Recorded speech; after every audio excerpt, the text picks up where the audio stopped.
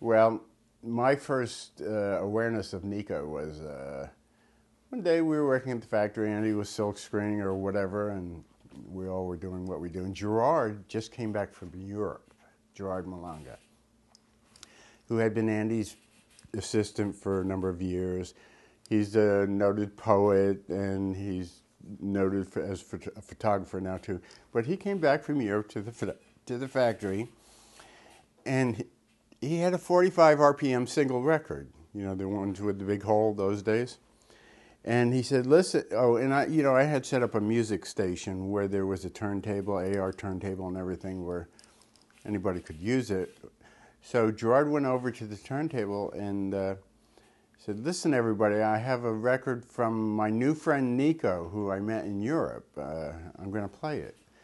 And so Gerard played it, and it was this strange voice, and nobody was really like gaga or taken aback by it, because we were still all working and doing what we're doing and listening as we did.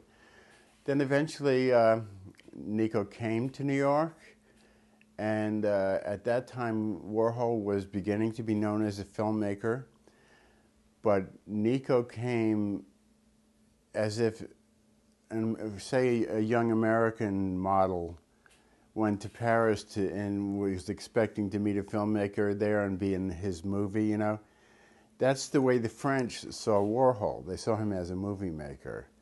And if you approached him, you would approach him as, wanting to be involved in his filmmaking in some way. But, it was nothing like the way the French made movies. As casual and as nouvelle vague and free as they were, nothing was like Andy, which was nothing. I mean, with structure, there was no structure. There were no technicians, or there were no promotional people. There was just Andy doing his painting, and then he would pick up the camera to do the movie, and I had set up lights or something. It was really so minimalistic that I don't even think Nico recognized it as a filmmaking scene, just this artist place. So anyway, she came, and she was a chanteuse as well as model, and a film star. She had been in La Dolce Vita, Fellini's La Dolce Vita, and she was, Anita Ekberg was the star, but Nico was like the clandestine face in that movie that everybody saw because she's so hauntingly beautiful. And Paul was with us now. Paul Morrissey had joined us at the factory initially as our sound technician. Our previous sound technician, Buddy Wirtschafter, was a filmmaker also, and he wanted to go off and do his own filming. He didn't want to work for Andy anymore. Paul was a filmmaker too, but we brought him in as our sound technician because we were using reversal film at the time, black and white reversal film in half-hour reels, 35 millimeter, and it had an optical soundtrack. And it was extremely difficult to get clear sound because the process was so antiquated in the first place, and getting good mics and all that, they were just being made in an affordable way.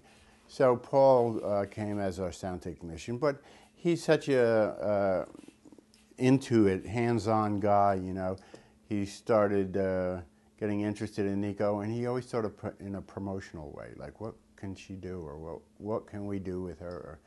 And so then when we already had the group, the Velvet Underground, as our rock and roll band, and we were considering doing that multimedia thing at the airport hangar out in Long Island, which fell through.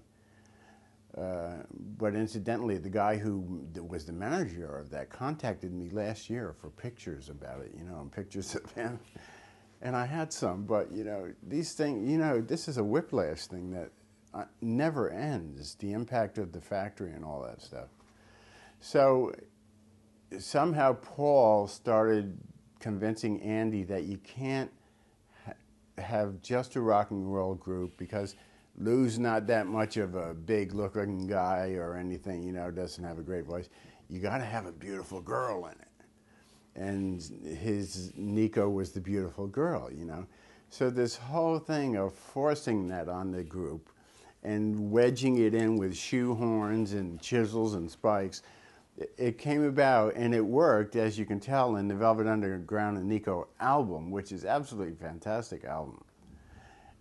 But like Lou had to be just about begged by Andy to do it, and Paul was just forcing it on him. Anyway, the rest of the group, I don't know exactly what Mo Tucker thought or Sterling, but I think because John and Lou each had their little affair with Nico, their thing for her, because she was so absolutely beautiful, and that it happened because they were entranced by her, that John and Lou were entranced by her. But musically, they didn't want it.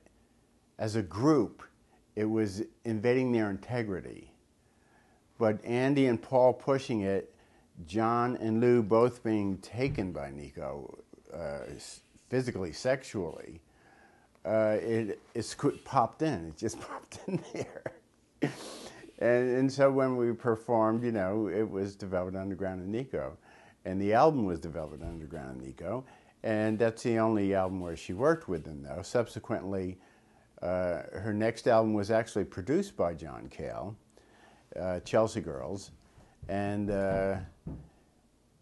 she just worked on her own from then. But she's got some great albums, too. Chelsea Girls, I love Chelsea Girls. And the Marble Index. Songs like North of the Frozen Border Zone and all. And her haunting voice is like, the underground avant-garde Marlene Dietrich singing, but she's just fabulously beautiful in those young early years. Just great. So it worked, and it worked because we were also not professional people, not people with contracts. We were people who would, okay, Nico can sing with us tonight because I'm making it with her,